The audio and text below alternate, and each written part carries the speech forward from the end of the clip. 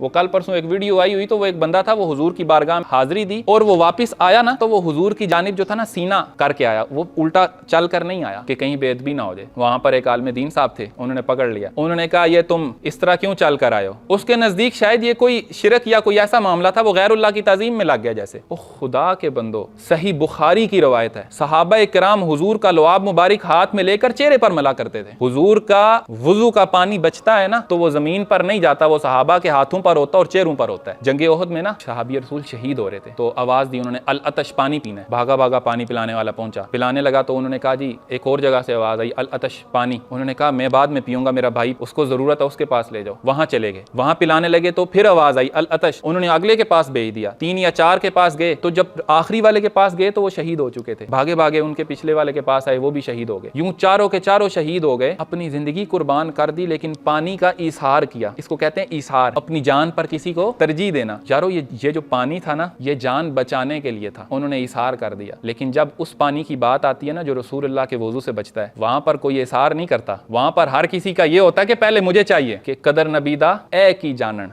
दुनियादार कमीने, कदर नबीदा जानन वाले सौंगे विच मदीने। छोड़े यार इस उम्मत को, क्या फिर बंदा बोले। वो इकबाल ने बड़ा आसान कर दिया था। किसी ने पूछा कि इस उम्मत का मसला क्या है, आपने फरमाया इनका दिलदार तो है पर इनमें दिल नहीं है। जिस दिन दिल पैदा हो गया तो रूह मोहम्मदी पैदा हो जाएगी।